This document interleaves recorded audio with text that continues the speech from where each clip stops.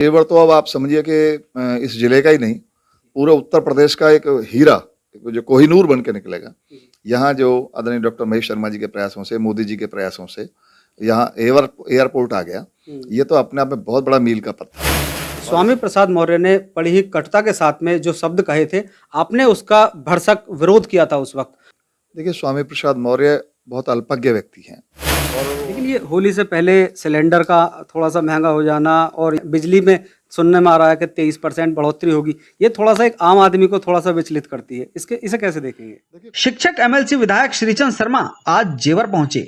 Bharatiya Janata party के पदाधिकारियों ने यमुना एक्सप्रेसवे से गुजरते समय उन्हें रास्ते में रोककर उनका स्वागत किया और उन्हें रिसीव किया, जहां वे एक निजी स्थान पर बीजेपी कार्यकर्ताओं और पत्रकारों से रूबरू हुए।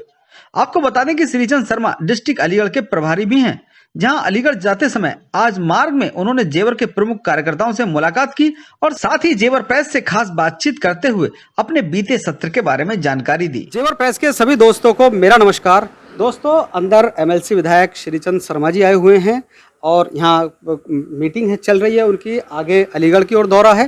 थोड़ा बात करते हैं उनसे, आज जानते हैं कि क्षेत्र के लिए क्या कुछ है, उनसे बातचीत करेंगे अभी अंदर चल के। मेरे साथ अपने क्षेत्र के एमएलसी विधायक श्रीचंद शर्मा जी हैं, उनसे बात करेंगे। सर, आपका स्वागत है जेवर प्रेस पर। धन्यवाद। अभी सत्र देखा हमने आपका, काफ़ी दमदार तरीके से आपने अपने क्षेत्र को, अपने पक्ष को रखा। क्या क्या मुद्दे आपके द्वारा उठाए गए थे?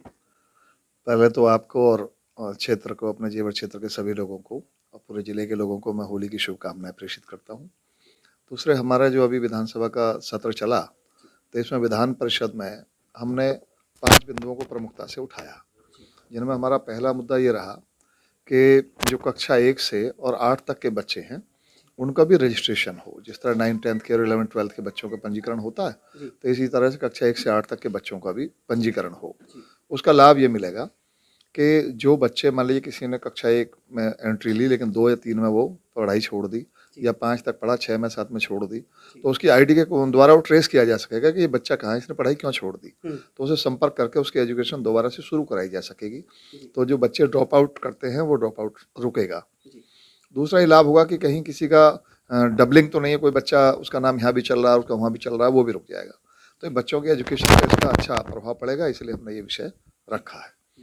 दूसरा विषय हमने रखा कि RTE एक्ट जो है, जो हमारा राइट टू एजुकेशन एक्ट है, उसके तहत कई बार देखने में मिला कि कुछ लोग फर्जी प्रमाण पत्र बनवाकर, फर्जी कागज बनाकर जो ज़रूरतमंद लोग हैं उनकी हक तलफी करते हैं, उनके हक को खा जाते हैं, अपने बच्चों का एडमिशन करा लेते हैं जबकि वो ऑलरेडी सक्षम होते हैं।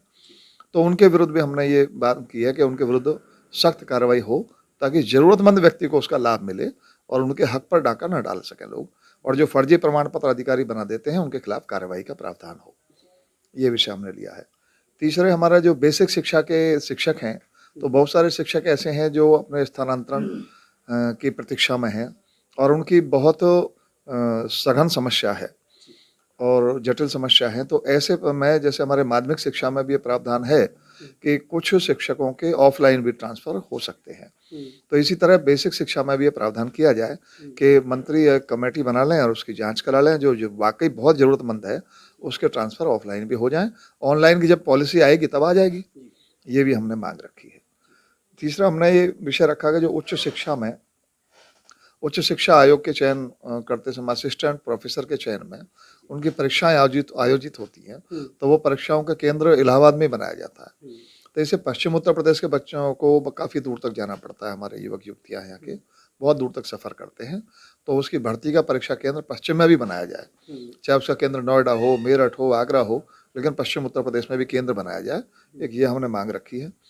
तीसरा, हमने एक विषय रखा कि जो माध्यमिक शिक्षा चयन बोर्ड और लोक सेवा आयोग है, इनके द्वारा जो शिक्षकों का चयन किया जाता है, तो उसमें TGT शिक्षकों की भर्ती में विज्ञान वर्ग में जीव विज्ञान, जंतु विज्ञान और वनस्पति विज्ञान, इनको अलग से भी चिन्हित किया जाए। कई बार ये लोग छूट जाते हैं, तो उनका भी भर्ती में प्रावधान किया जाए। ऐसे कुछ विषय हमने विशेष रूप से वहाँ रखे हैं। शर्मा जी, मैंने अब देखा एक वीडियो आपका काफ़ी वायरल हो रहा है। ये तो आपने शिक्षकों के लिए, स्टूडेंट्स के लिए, शिक्षा के क्षेत्र में आपने काफ़ी अच्छे मुद्दे उठाए, लेकिन जो हमारा धर्म ग्रंथ है रामचरितमानस, स्वामी प्रसाद मौर्य ने बड़ी ही कटुता के साथ में जो शब्द कहे थे, आपने उसका भरसक विरोध किया था उस वक्त। वो क्या मुद्दा था, उसे कैसे देखते हैं आप? देखिए, स्वामी प्रसाद मौर्य बहुत अल्पज्ञ व्यक्ति हैं और वो अपने आप को ये सोचते हैं कि समाज को जातियों में विभाजित करके और इनके बीच में नफरत खड़ी करके और इनको हम अपने साथ खड़ी कर लेंगे। तो ये बहुत उनकी छोटी और बचकाना सोच है और जो पार्टी उनको संरक्षण दे रही है वो भी भविष्य अपना तय कर ले। जिस तरह से भगवान राम का निंदा करने वाली कांग्रेस का आज कहीं अता पता है, जो कांग्रेस शपथ पत्र देती थी सुप्रीम कोर्ट में कि रामचंद्र जी तो काल्पनिक हैं, उसका क्या हाल किया है देश ने। जो भगवान राम पर, जिसको पूरी दुनिया मानती है, उन पर प्रश्न उठाने का काम जिस कांग्रेस ने किया था। कांग्रेस का एक विधान परिषद सदस्य था, हमारे विधान परिषद में अब एक भी नहीं है और विधानसभा में भी एक भी नहीं है, एक विधायक है बस उसका। यही हाल सपा का होने वाला है कि उसको जो थोड़ी बहुत कहीं उसकी बात को गलत भी कुछ प्रवक्ताओं ने कहा तो समाजवादी पार्टी ने वो प्रवक्ता भी निकाल के बाहर कर दिए। तो इनकी ये मतिहीनता है कि ये इस तरह की चीजें करते हैं।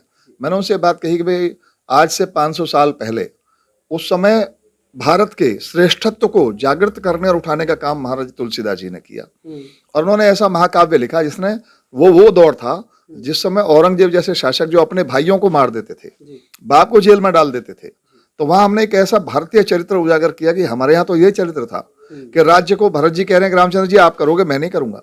रामचंद्र जी कह रहे हैं नहीं आपको करना है, मैं नहीं करूंगा राज्य। ऐसे आदर्श जीवन हमारे यहाँ। और फिर वन में रहते हुए कभी टूटे नहीं। ऐसी परिस्थितियों में जब कोई भी व्यक्ति ये सोच सकता था कि भाई मैं राजा का पुत्र तो अपने परिवार से सेना मंगा लूं, वहां से सेना मंगाने के बजाय समाज को एकत्रित किया। समाज को एकत्रित करके और ऐसा राजा जिसका दशों दिशाओं में प्रभाव था, जिस पर कोई आक्रमण नहीं कर सकता था, उस पर आक्रमण भी जाकर किया। और दुनिया में पहली बार समुद्र पर कहीं पुल बना तो वो रामचंद्र जी ने बनाया, सेतु पर पुल बना। और उन्होंने आम समाज के लोगों को जागृत किया कि आप में शक्ति है, आप में सामर्थ्य है, आप संघर्ष कर सकते हो इनसे। ये कोई ऐसे नहीं है कि इनको जीता ना जा सके। ये उन्होंने काम किया। उन्होंने भिलनी के झूठे बेर खाए, निषाद राज से मित्रता की। उन्होंने समाज को एक सूत्र में बांधने का काम भगवान राम ने किया। उन पर प्रश्न उठाने की इनकी क्या हैसियत है, उनको हमने जवाब दिया। 4 दिन लगातार हमने जो है विधान परिषद में, हमारा गला भी इसलिए पड़ गया कि उनसे जो है खूब बहस हमारी रही। शर्मा जी, हमारे क्षेत्र के लिए, इस क्षेत्र के लिए क्या कुछ खास आपने इस वक्त जुटाया है? दूसरा, हमारे यहाँ एक डेयरी कॉलेज की बात चल रही थी जो कि निर्माणाधीन है, लगभग काम चल रहा है उसमें, वो कब तक शुरू हो जाएगा? वो तो बिल्कुल अब शुरू होने के कगार पे है, वो भी शुरू हो रहा है, आरंभ हो रहा है। और जेवर तो अब आप समझिए कि इस जिले का ही नहीं, पूरे उत्तर प्रदेश का एक हीरा जो कोहिनूर बन के निकलेगा। यहाँ जो आदरणीय डॉक्टर महेश शर्मा जी के प्रयासों से, मोदी जी के प्रयासों से यहाँ एयरपोर्ट आ गया, ये तो अपने आप में बहुत बड़ा मील का पत्थर है। और इससे केवल गौतम बुद्ध नगर ही नहीं, आस पास के 20 जिले में, मेरी कॉन्स्टिट्यूंसी तो सहारनपुर तक है, तो मुजफ्फरनगर के लोग भी इससे उत्साहित हैं कि हमें एक बहुत बड़ी मंडी जो हमारे वहां पर है गुड़ मंडी, उसको भी इससे लाभ मिलेगा। हम लोग अपने माल बाहर भेज सकेंगे। बहुत दूर दूर तक इस एयरपोर्ट का लाभ मिलने वाला है। और अलीगढ़ का मैं जिला प्रभारी हूँ, अलीगढ़ के लोग भी इससे बहुत खुश हैं क्योंकि इस एयरपोर्ट का काफी हिस्सा अलीगढ़ में भी बन रहा है। तो वहां पर भी, और देखिए हमारे लोगों की सोच, देखिए मोदी जी कितने दूर तक का सोचते हैं। यहाँ भारतवर्ष में जो विमान चलते हैं उनको रिपेयरिंग कराने के लिए 12,000 करोड़ रुपए प्रति वर्ष दुनिया में रिपेयरिंग में चला जाता है। और 15,000 करोड़ में यहीं पर रिपेयरिंग का कारखाना खुल जाएगा। 35,000 करोड़ में एयरपोर्ट बन रहा है। तो इतना बड़ा एयरपोर्ट जो पूरे एशिया में सबसे बड़ा एयरपोर्ट है। तो एक विजन है उनके पास, विजनरी है मोदी जी। तो उन्होंने, और योगी जी ने जो हमारे एक स्वच्छ शासन दिया है, इतनी बड़ी बात, 87,000 करोड़ रुपए का उन्होंने, लगभग 88,000 करोड़ का ही है, 88,000 करोड़ रुपए का शिक्षा का बजट उन्होंने जारी किया उत्तर प्रदेश में। ये कोई छोटी बात नहीं है, बड़ी बात है। तो बहुत बड़ा काम इसमें होने जा रहा है, शिक्षा में भी और सुरक्षा में भी, चिकित्सा में भी। हर जिले में मेडिकल कॉलेज बनाया जा रहा है। तो मैं कहता हूँ भगवान करे 10 वर्ष और कंटिन्यू इसी तरह चले तो नक्शा ही चेंज हो जाएगा। किसी को कल्पना नहीं थी कि इतने अच्छे रोड कभी बनेंगे, पानी की तरह तैरते हुए चली जाएंगी गाड़ियाँ। इतने अच्छे हाईवेज बन रहे हैं। मैं पूरे प्रदेश में घूमता हूँ, पूर्वांचल एक्सप्रेसवे बन रहा है, बुंदेलखंड एक्सप्रेसवे बना है, उन पे हम लोग चलते हैं। वहाँ की किसानों की अर्थव्यवस्था इतनी सुधर गई। जब मैं वहाँ गया था गाजीपुर, तो लोग बताते थे जी हमारी 10 रुपए किलो मिर्च बिकती थी, अब 30 रुपए किलो मिर्च बिक रही है हमारी। अब हम सीधे बड़ी मार्केट में पहुँचा देते हैं अपने, तो उनका बहुत लाभ हुआ है। लेकिन ये होली से पहले सिलेंडर का थोड़ा सा महंगा हो जाना, और ये एक चीज़ और, बिजली में सुनने में आ रहा है कि 23% बढ़ोतरी होगी, ये थोड़ा सा एक आम आदमी को थोड़ा सा विचलित करती है। इसे कैसे देखेंगे? देखिए कुछ चीज़ें तो ऐसी हैं जो, बहुत सारी चीज़ें बाहर से नियंत्रित होती हैं और ये कंपनियां हैं, गवर्नमेंट नियंत्रण रखती है उन पर, लेकिन वो कंपनियां हैं तो वो अपने आवश्यकता के अनुसार रेट घटाती भी। हाँ, बढ़ाने की बात करो तो घटाने की भी बात करोगे, कुछ दिन पहले तो रेट घटाया भी था, कितना रेट घटाया था। और आप इसकी भी बात करो कि किसानों का बिजली का बिल ही माफ कर दिया।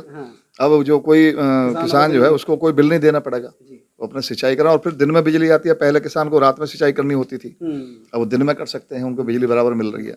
पूरा प्रदेश खुशहाल है। बहुत बहुत धन्यवाद। तो मेरे साथ एमएलसी विधायक श्रीचंद शर्मा जी, जिन्होंने पूरा वार्ता की हमसे। होली की एक बार आप सभी के लिए हार्दिक शुभकामनाएं। आपका दिन शुभ हो। नितेश छोकर के साथ चंचल कुमार शर्मा, जेवर प्रेस के लिए। बीजेपी कार्यकर्ताओं से मुलाकात करने और पत्रकारों से रूबरू होने के बाद एमएलसी विधायक श्रीचंद शर्मा अपने अगले गंतव्य अलीगढ़ की ओर रवाना हो गए, जहां उनका अगला कार्यक्रम निर्धारित था। माननीय श्रीचंद शर्मा जी समाज के बीच, भाजपा कार्यकर्ताओं के बीच एक मजबूत स्तंभ हैं।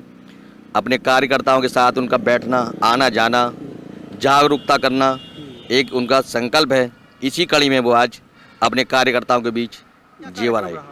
अभी जो श्रीचंद शर्मा जी हैं वो अलीगढ़ के प्रभारी भी हैं। अच्छा। तो उनका अक्सर अलीगढ़ जाना आना रहता है और हमारे एमएलसी हैं, तो अलीगढ़ प्रभारी होने के नाते उनका यहाँ से जाना हो रहा था। तो होली के समय पे कार्यकर्ताओं से मिलने का मन बना, उसी उपलक्ष्य में आप लोगों को भी बुलाया कि सबसे नमस्ते होती जाएगी, ये कार्यक्रम था। सबसे पहले नगर एवं क्षेत्रवासियों को होली की शुभकामनाएं मेरी तरफ से।